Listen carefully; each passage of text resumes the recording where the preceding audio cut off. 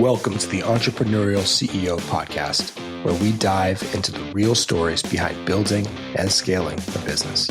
Each episode, we sit down with CEOs, founders, and leaders to uncover hard-won lessons in leadership, systems, and team building.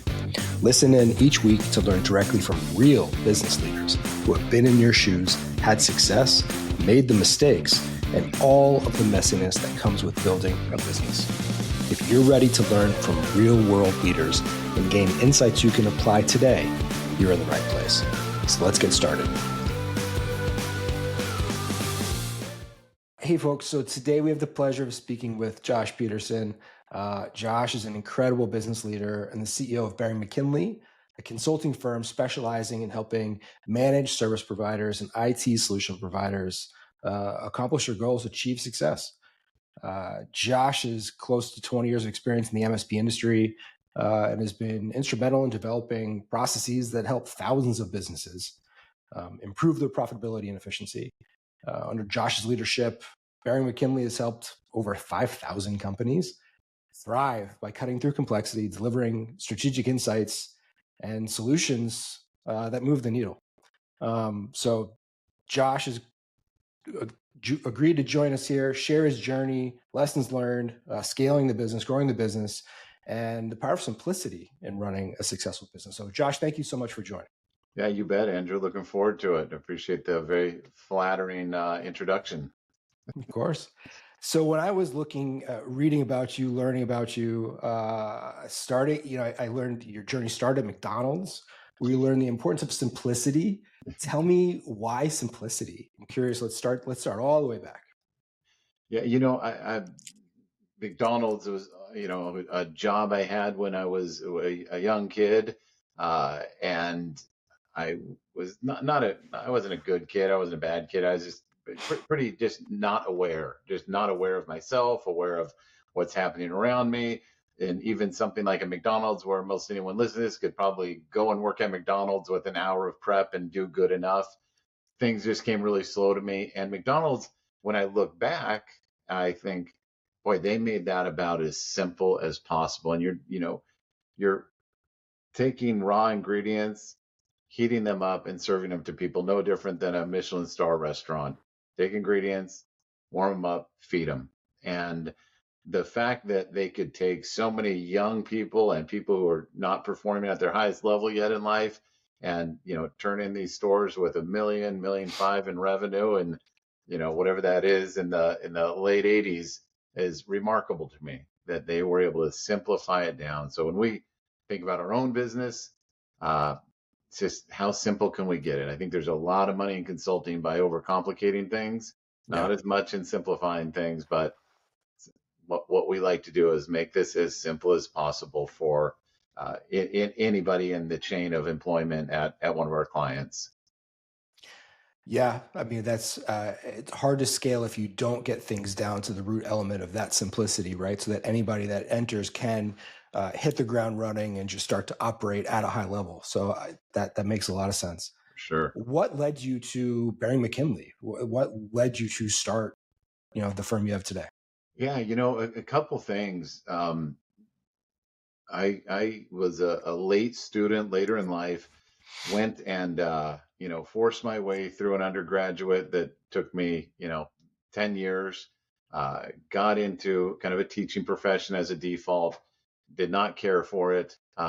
Went back and got an MBA, and it was a waste, not because the MBA was not very valuable and awesome education, but I had no experience. I didn't know anything. And looking back at my few years in that program, I just realized what I didn't know. I knew nothing.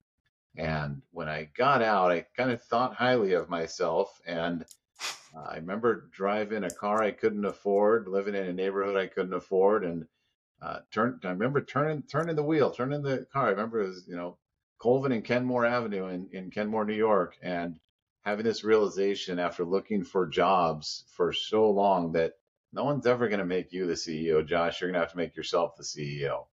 And just kind of started a journey that I didn't even know I was on until I, just kind of found myself in a couple of jobs and finally met my mentor, and my mentor allowed me to join him. And he was a reluctant mentor. He was not interested in being a mentor, but I just absorbed everything he did, and it just started making sense to me. Worked under him for about 10 years, again with no real plan, just working and learning and doing, and kind of feeling good. I figured if I can't be a CEO, a consultant feels pretty good too. Um, and then just kind of woke up and said, my life is not any different today than it was on day one of being here, and decided I needed to start my own thing. And it felt not hypocritical. It just didn't feel maximized to consult these business owners on strategies, techniques, philosophies, when I've never had the pressure of making payroll. I've never had the pressure of having to fire someone, or make the hard decision to hire someone when you don't feel ready. Uh, all the decisions that I was guiding, these owners on, I'd never had to do it. So I Mm. really felt like, for many reasons, jump in, do it, start this thing, and just keep doing what you're doing. Find your own DNA with it. Where I may have not liked our technique or our style in a consulting area, put your own fingerprint on it, and see how it works. So that's what led me there. That's a big jump. I think, I'm always fascinated by that just because I think so many people are afraid to take that jump. They're afraid to take the big risk of entrepreneurship. Everybody talks about, they want to start this business, they want to create this product, but so few are willing to take that leap. Did it take you a long time to come to that conclusion, or was it just a natural, hey, it's time to go? I don't think I had the humility to call myself scared back then, but I was scared. I Mm. nested my offering, under some good buddies of mine who had a company. I said, "You guys were a client for a long time. Can I just come under you guys? We'll do a revenue share, but I'll have the safety of not having to make payroll still, or I'll give up a lot just to be around you and do this." So we did that for about 3 years, and said, "All right, boys, I'm ready to go on my own." And away we went. But yeah, it was scary, and I didn't know enough to be as scared as I should have been scared. But I also didn't think about it for very long. I just said, "All right, we're doing this." I think that's common though, right? Like, to be an entrepreneur, you have to have that, like, the faith, the optimism to not be terrified, you Yeah, know? yeah, Right? You have to be yeah, crazy enough to try it, I think. absolutely. Because you have such a comfort of payroll. You have the comfort of the W-2. Yes. Um, yeah. Well, as you've been growing Barry McKinley, like, do you have any key challenges, or as you were getting things going, or as it started to grow? Yeah.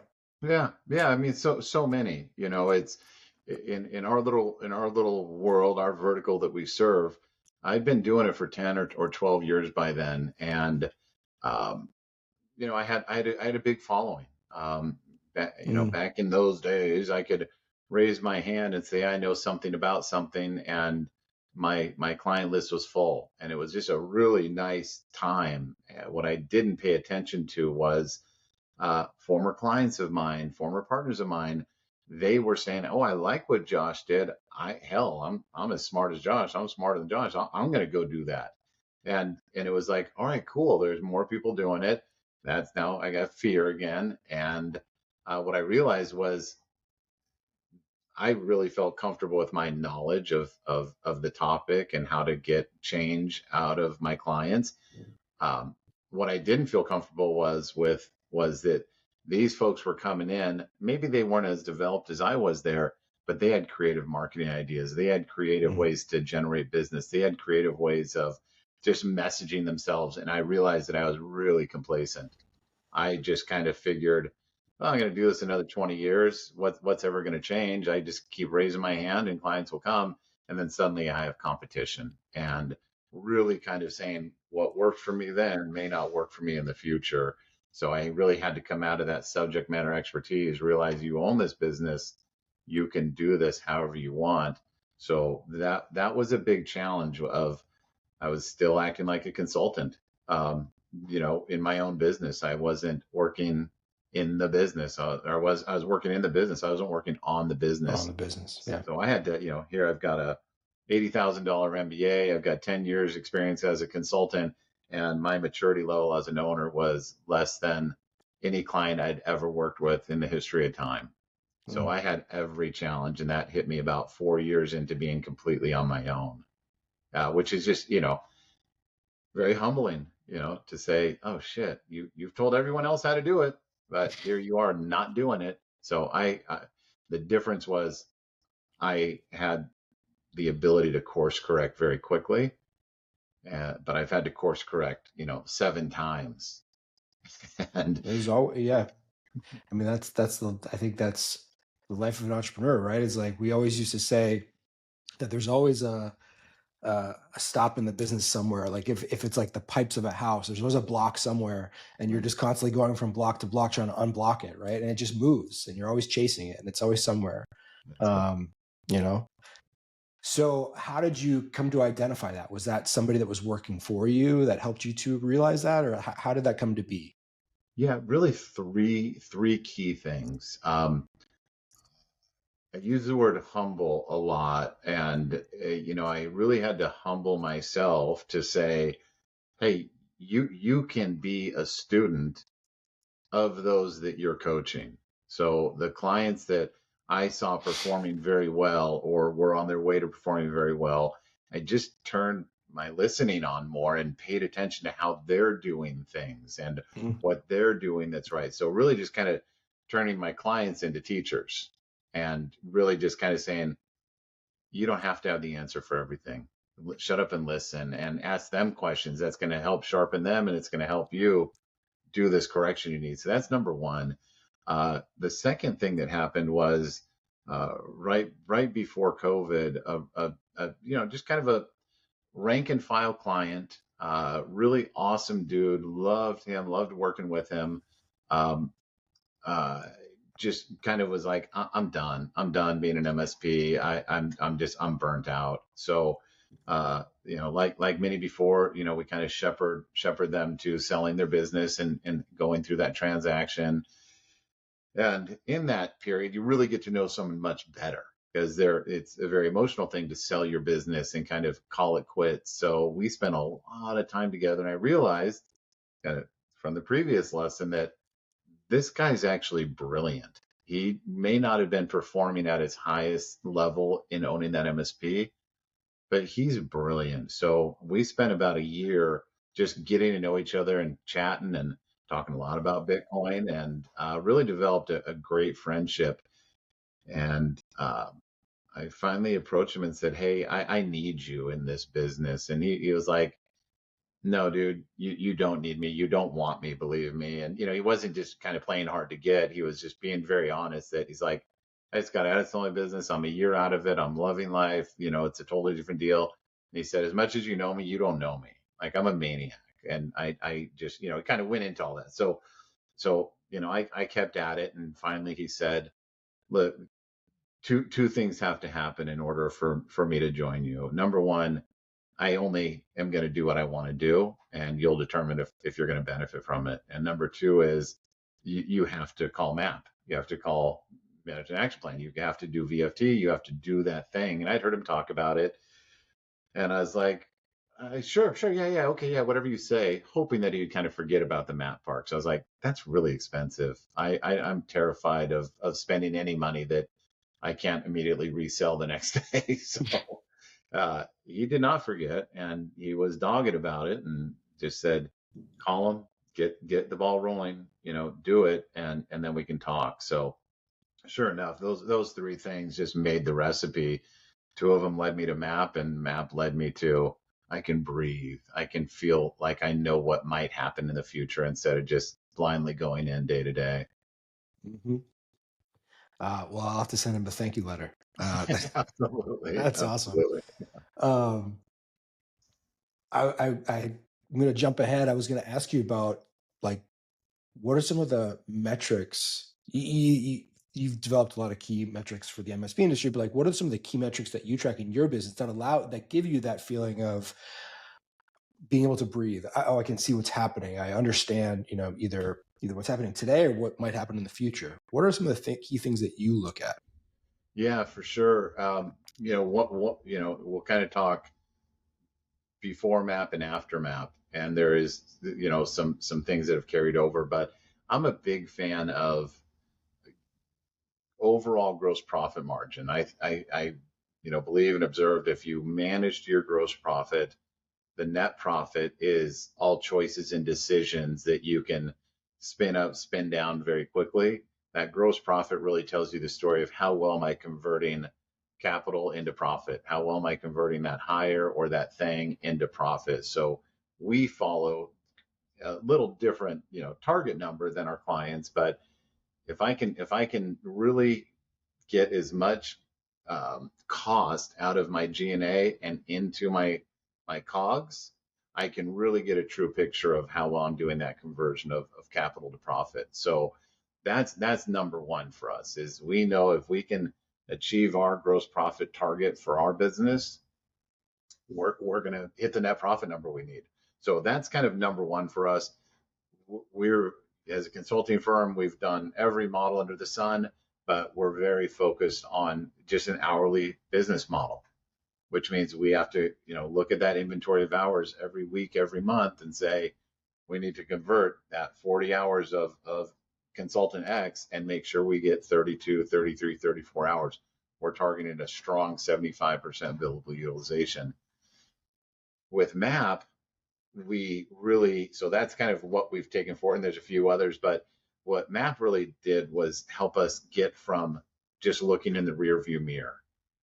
What happened? How did that go? How did that work? What strategies did you employ to get that result in behind you? And there's a lot of value in those backwards looking metrics, but MAP really helped us, look out the front window and said, well, why don't you plan a little bit? Why don't you predict a little bit? Why don't you kind of say, I'm going to do this thing? That's a big, big cultural change for our team, led by me. So, really, me, it's what are you saying you're going to do? Mm. You can tell your MAP consultant all day long what you've done, and they'll listen to you as long as you want to pay for it. But eventually, you're going to listen to him or her, and they're going to say, tell me what you're going to do. And now tell me how you're going to do it. And tell me what action items are going to be required. And let's prove that the team on your MAP team, your coworkers all buy in and they're going to tell you what they're going to do. So Yeah. that kind of let's just find out what the results were and high five or cry to let's tell ourselves what we're going to do on strong foundational ideas and principles. And now let's not accept not hitting those kind of vital factors. Yep. And I think that a lot of people struggle with that. It's hard holding those people accountable, or holding teams accountable, especially if you have smaller teams. What have you done, or what have you found to be effective and successful with your business to hold people accountable, to ensure that they're focused and motivated and aligned and bought into whatever goals you set forth at a macro level? Yeah, mostly just a lot of crying and screaming and cussing and threatening to fire. Like that works amazing. Yeah. Oh, that's I've never been that person, but I Yeah. feel like that sometimes, or I have felt like that sometimes. But really, um, just just extreme candor. And Hmm. I picked that up from a buddy of mine, Rob, 8, 9 years ago, and I thought I knew what he meant. But absolute candor to say, this is where we're at. The math tells us we can achieve this day, week, month, quarter, year. So getting the team used to not personalizing it, not looking at it as a failure if they didn't know how to project what we can do, that their idea wasn't the best idea in the moment for how to do it. Just that candor, open communication, direct conversation around, hey, yeah, we've never said that we're going to bill 400 hours this week before. We never said it. We've never promised ourselves. Getting through the emotional conversation of, well, what if that person's sick? What if this? We don't know if there's going to be a demand for our services to the level we say we are going to supply it. Just working through those hard conversations that they don't sound like they're going to be hard. They shouldn't be as hard as they are, but turns out they're really hard. Mhm. and then getting people to say, yeah, I'll commit to that. And that accountability just comes from, did I hire the right people? Am I clear with my purpose statement of why I'm here, why you're here, what this kind of company exists? And then saying, do we want to be in a winning team or a losing team? Well, right now we don't know if we're winning or losing. So let's commit to be a winning team and let's call it out when we lost, Yeah, just like any other sports team has to. that's right. Yep, we lost. Now let's win. What do we need to do different? Right. So that accountability kind of comes along with the folks that are willing to go through that exercise with y'all. I think that's great. I mean, I just to add to that, that's why I always loved the VFT meetings, and we always held them offsite. And just that, the notion of being out of the office allowed mentally to zoom out and get out and have those really hard but productive conversations about, okay, maybe you had a down quarter, maybe it was an up quarter, whatever it was, and you're trying to hit the goal. Let's problem solve together, right? You don't have the distractions of the office, and you really could get into those awesome, painful but productive conversations. Yeah. Okay, so over the years, let's talk about leadership and how you're leading that team there. Uh, how has your leadership evolved, and like, what approach do you take with leading your team? I love that question. I hate that question. It, my leadership has evolved, and I really don't think of myself as a traditionally good leader. I see my clients, I'm exposed to so many companies every week, every month, that I'm like, I love their leadership style. I love theirs. And I have a hard time kind of pinning down what my style is. But I would say um, my leadership has evolved into clarity. I'm kind of a softy. I'm kind of, you're like, okay, great, we're gonna hit 40. But now listen, if you don't hit 40, it's okay. I mean, it's okay. Like it's okay. We'll be okay. This is a journey, not a destination. So I'm really quick to kind of apologize for firm goals. Not so much in the last year or two, but really getting clear and comfortable with saying, hey, I have a vision for this. This is what we need to achieve. Tell me if you're on board or not. I'll explain it a couple times, and if you're not on board, I want to hear what your concerns are.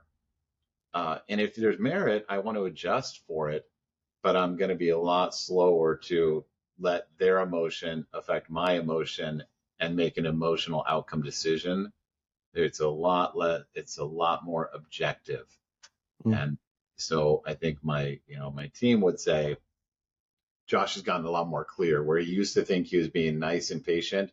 Really what he was doing was causing confusion and ambiguity. And I'm sure I'm still guilty of that in many ways, but definitely not around our numbers. There's absolute clarity on where we're heading and the decisions needed to make that come true. I think that's super important, especially if you have a team of eight players. They need that clarity, right? That's right. That's awesome. Um, so we like to talk about entrepreneurship and leaders and CEOs. Like, if you had to, looking back in your share, like, what advice, if there was one piece of advice you could give to somebody that's trying to take their business to the next step, what would it be? Do you have anything that you would say? Like, what have you learned as you've gone through the trials, right? It's hard. You have to step on the landmines. What landmine have you stepped on that you're like, man, I would not do that again?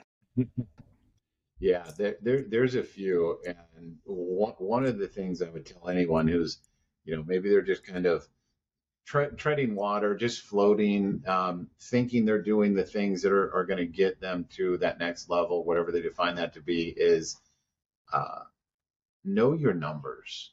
Mm. Like, know your numbers. And all I really mean by that is know what your growth rate was, know what your gross profit is, know your sales expenses, know your G&A expenses, understand the story those numbers are telling you. Be maniacal about clean numbers. Right? That to me is the gap that I see so many people experience in their business, especially when you're sub 5 million in revenue. It's the numbers are just kind of a thing, and the most important number to many of us has been how much money is in the bank. Is it a little more or less than where I was last month at this time? And we get so focused on just that one benchmark of how much money is in the bank, and no one really likes to admit that to themselves, that that's the driver. So I say, know your numbers inside and out. Take the effort, the energy, the training, the education, whatever you need to know them. Then know them on another level. What should they be? Right? What are my resources? What is that multiplied by whatever I sell those resources at? And what's my gap? How big of a difference do I have there? Like, taking those moments to know your numbers pays dividends. So the landmines that I've stepped in is thinking that I've been doing that. Thinking that, just like my clients would always tell me, I say, tell me about your P&L review process.